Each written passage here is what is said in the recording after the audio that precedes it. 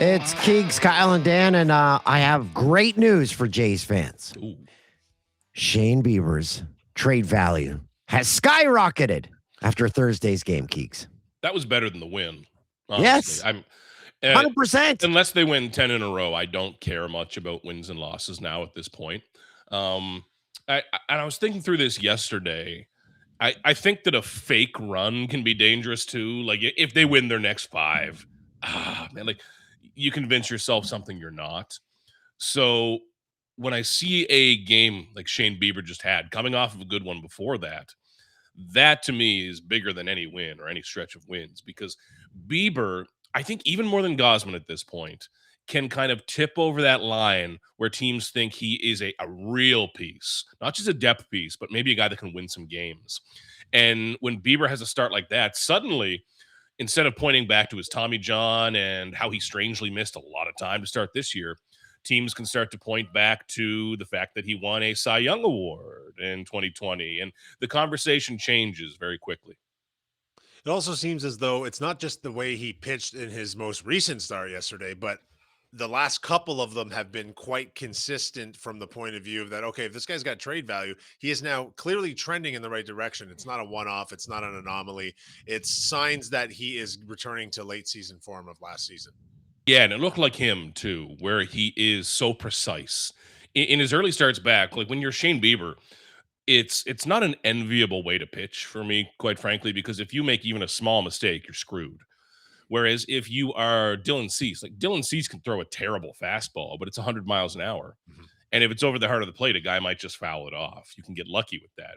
Same with the slider. It's one of the best pitches in Major League Baseball is Dylan Cease's slider.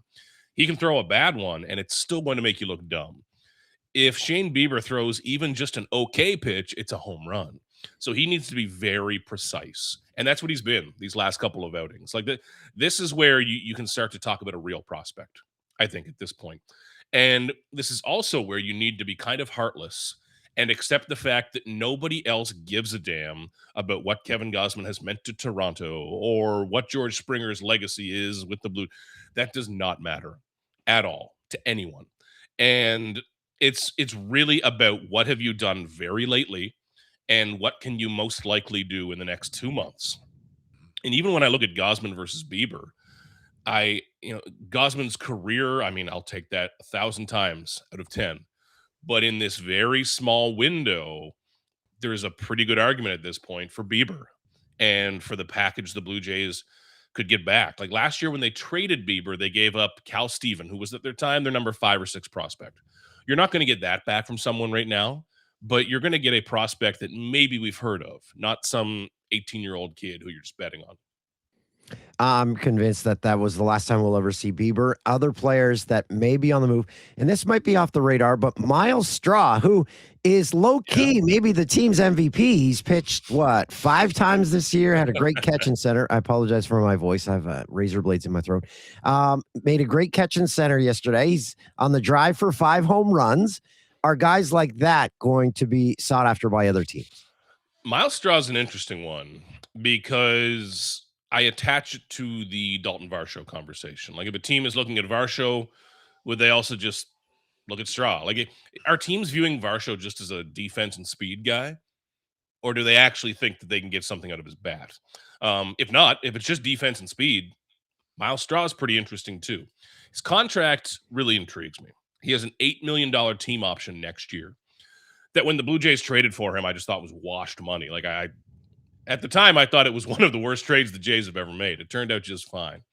An $8 million team option or a $1.75 million buyout. So there's essentially just over $6 million there that you're going to have to look at. And going into next year, I wonder if the Blue Jays are attracted to that at this point. I think they might be, especially if you're not quite sure who's going to play center field for you. Their center field is the most important spot on this roster going into next year. They've got to figure it out. I don't know if they have that player right now. But what I will say about Straw is that however much you think the Blue Jays like him, it's more. Like whatever the public perception is of how the Blue Jays value Miles Straw, they value him more than that, both as a player and as a clubhouse guy. But that's where I think the Jays have some interesting lower roster options like that. I mean, Scherzer's another one. If you look at his stat line, I mean, God, what are we talking about? But we're not talking about trading number one prospects. We're talking about, can you flip a guy for a player to be named later and turn it into a prospect eventually, save a couple $1,000,000. It's not my money. I don't really care, but that's a part of it as well. And Miles Straw will have some interest, and that profile, like exactly like we saw last year in the playoffs, it fits on a World Series team. Yeah. You're not starting, but it fits on a team somewhere. Keegan, I would have never thought I'd be having these types of discussions in late July this season had you asked me in April, but here we are. But it is important now to focus on the long-term development of this roster and where it's going to go. And one thing I'd love to hear your input on is we all seem pretty convinced that probably both Gausman and Bieber are leaving this team. That's two of their starting pitchers gone. Corbin's now on the IL. Scherzer did just have a good start down in Buffalo, and he's trending in the right direction. But who could we see come up from the Jays farm system potentially to fill in some of these starts for this rotation, assuming they deal two of their 5 starters right now and get no one back in return that can do that job? Man, it won't be exciting, I don't think. There are years where it could be top prospects. This year would be tough, man. Even with Patrick Corbin going on the IL, I know that doesn't excite anyone either, but he's at least someone who could have just eaten 5 innings once a week and made this normal. When I look down at the Buffalo Bisons this year, I mean, you have some options who we have seen already. You're going to have Chad Dallas, who is kind of a swing man, but you can make him a starter. You're going to have CJ Van Eyck, who's bounced around this system for quite a while, but you can make him a starter. Looking down, I mean, Grant Rogers is a bit of a prospect. Some of these guys, Jake Bloss was coming back, but he's injured. Simeon Woods Richardson. None of these are exciting, frankly, at this point. And it gets into a really awkward spot for the Blue Jays because you still need to play like respectable Major League Baseball for the rest of the year. You still need to respect the game a little bit. You cannot be doing 3 bullpen games each time because there are still players like Tyler Rogers, Varland, Fluharty, Fisher, who you've got to take care of them down the stretch too, right? You can't just have some kid who's lost on the mound throwing 3 1/3 every night. I will lose my mind watching that, and fans won't like it either. So that's why this wouldn't surprise me if it, as some part of this deadline, the Blue Jays, and I hate wouldn't surprise me. Oh, that's such a terrible thing to say. It drives me nuts when like insiders in other sports, well, don't be surprised if, like, shut up. But going into this deadline, I quietly expect the Blue Jays to be interested in taking some pitching back. Now, that can look 2 different ways. The first way is that if the Blue Jays are trading Gausman or Bieber to a team, maybe one of those contenders has an overpaid, underachieving veteran guy who can just come back and, like Patrick Corbin, like, can they take back another team's Patrick Corbin, essentially, just to eat some innings and get through the year? The other way I see this working out is if they do what looks like buying, but it's more long-term, because you can't fix this rotation completely in free agency next year. It's a lot of money. And they need at least 2 starters, probably 3 going into next year. Legit big league starters. Can they go out and find one of those now, even from a team that's selling out of the race, but that wants to get off some money? The Blue Jays have financial power at this deadline, and not many other teams will. So I think that somewhere during this deadline, they may need to get a starter back, just as much to survive this season as to help next year. But if there's anywhere they're going to buy, though, I think treating the next week as a jump start on the offseason would be a very good idea. Keegan, your answer to this next question is going to upset or make Jays fans happy.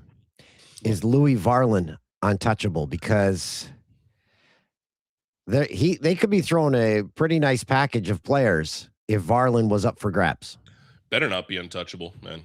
You better pick up that phone. Louis Varland is having one of the great bullpen seasons we have ever seen in Toronto. It is up there with Tom Henke. It is up there with Dwayne Ward.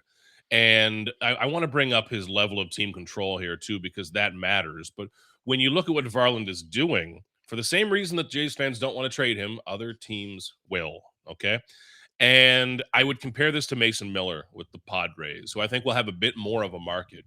But the Blue Jays still have a few years of team control left. Like Louis Varland is not a free agent through his arbitration until 2031.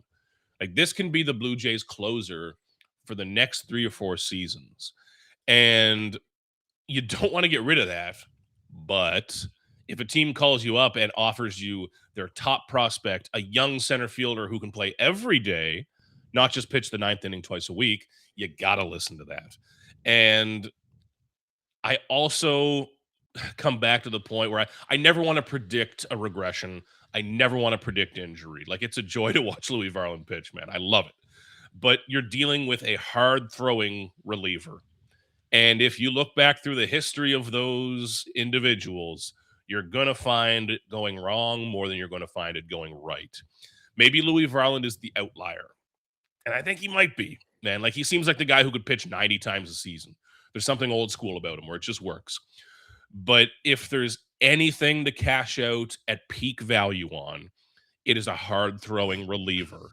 You don't do it on a shortstop because they'll stay good and stay valuable. You don't do it on a starter because they're more predictable.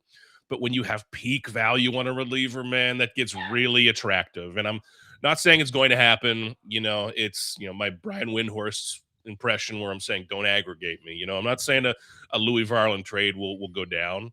But really good teams are going to be making phone calls for the top relievers, Mason Miller included. And Varland is going to be on that list for a lot of people. Buy low, sell high, Keegan. I absolutely love it. But I mean, we're talking about all of these potential roster moves, both coming up on the deadline, in this offseason and whatnot. I have a question for you. How much does a looming work stoppage that we all seem fairly convinced is going to stretch for some amount of time play into this decision-making process for management, or are they just acting as if the season will start on time next year? That one really interests me because it's an unknown. Like I'm not sure how it's going to impact, and that fascinates me. Like we know everything in baseball, right? So when there's an unknown variable, it kind of perks me up a bit. And going into it, I kind of have some theories, like working theories. I don't think the Blue Jays will be heavily swayed by this because they've got money. And this is really a financial issue. And I think the Blue Jays have financial strength going into this trade deadline. The one area where I think you'll see it, guys, is Gausman and Springer. Both of them are still owed $6, $7, $8 million the rest of the year. Teams are going to be saying to them, hey, we'll trade for this guy for this bad prospect, but if you eat $5 million, you can have this good prospect. That's how it's going to work. And money is going to be very important at this deadline. The teams I am more curious about are middle or lower market teams where the financial world of baseball is kind of uncertain beyond this. We don't know what it will look like. And I don't think any length of potential stoppage is really a huge factor unless you're trading for a guy with one more year of control. But I think just broad financial uncertainty might come into this. And where that could apply to the Blue Jays is if you're trying to go out and get that starter like we talked about earlier. If there's a team that doesn't love how much they're paying one of their players, I think they'll be a little more open than usual to moving off of them and to moving that player a bit early in a financial move. So if anything, I think the Jays are a team that should be on the right side of this, who should be able to find it advantageous. Now, it's unknown, it's risky for everyone, but if you've got money and the Jays have more money opening up after this year, like money comes off their books, I think that's something you can use as a strength. And I really hope they do because you don't have that advantage very often. I have a psychology question. Ooh. Mine's doing very poorly. Thank you. George Springer saw them all pumped up on the bases, and I'm like, this happened on Thursday's game. And I was thinking to myself, that's the first time I've seen that from a Jays player this year. That excitement, like, come on, guys, let's win. Where has that spark gone?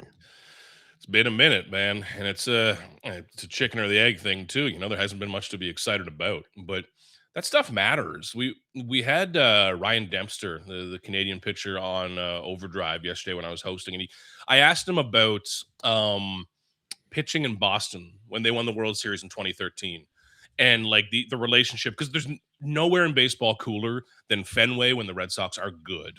Okay, when the Red Sox are average or bad, I start to realize there's a bunch of rats and it smells bad. But when Fenway is really hot, there's nothing like it in Major League Baseball. So we're talking to him about that atmosphere and how it kind of feeds back and forth between fans and players. And he was speaking about how much that mattered. And I love when I hear players talk about that, because I think that the Blue Jays have such an advantage with their home crowds, man. Like when I go on the road, there are so many places where it's just a dead stadium with 10,000 people, and the Blue Jays don't have that, man. They're sold out every single night, but there hasn't been much reason to give that back to the fans. It's been pretty ugly in that sense, and you don't see that, guys standing on second base beating their chest. It's been really hard lately, and the energy from last year, it's not just thinned out, it's gone. I'm going to throw something out here for you, Keegan. I'm not going to tell you who I'm talking about. I'm going to read you Ooh. 2 player stat lines for Oh, boy. 2026, but this is going to make Jays fans very happy. The first guy, batting average 236, 7 home runs, 48 RBIs, and OPS of 689. The second guy, batting average 256, 10 home runs, OPS 677. That is $100 million the Blue Jays did not spend on Kyle Tucker and Bo Bichette.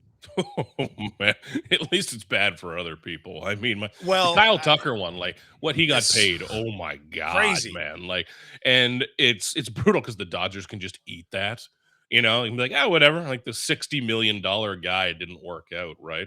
The Bo Bichette one, that's a little tougher because I think you get roasted in New York. I don't know if guys Sure. really get roasted in LA anymore. Nah. It's just like, oh, he's bad. Throw his body on the pile. You know, we have another one.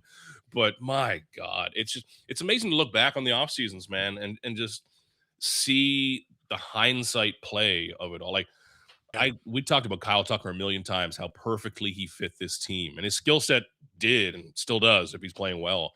And then Bo Bichette, who I know people want him to come back because he's friends with Vladdy. I mean, we're not playing 12 and under ball here, people. Okay, Yeah. It's not working for Bo right now, and good on him for getting that money and that contract. Yes. So he can, probably stay in that deal with the Mets. But the names from free agency have not worked. And then you have Kazuma Okamoto, who I know it's been rough lately, and the strikeouts are just slightly outnumbering the home runs. But you've got 22 homers in a 750 range OPS for way less money annually. It's stunning to see these deals in hindsight, man. And we were talking yesterday. I think the Jays' best move of the offseason. I mean, Cease, you can't beat that, but like the Tyler Rogers deal, man. Like, I don't know if I've talked to Tyler Rogers this year, and I don't know if I've thought about him all that much. He has a 1.5 ERA. Like he's striking out 5 batters per 9 innings. Like we're in 18-20. Right, this is great. Like it's just it's the perfect pitcher for his role. But like it's so often those sneaky moves, man, that matter more than the big ones. Keegan, speaking of moves, you got to move to the airport. You got a flight to catch. We thank you for this. Enjoy your weekend in Boston. You got her, fellas. Thank you. Boston.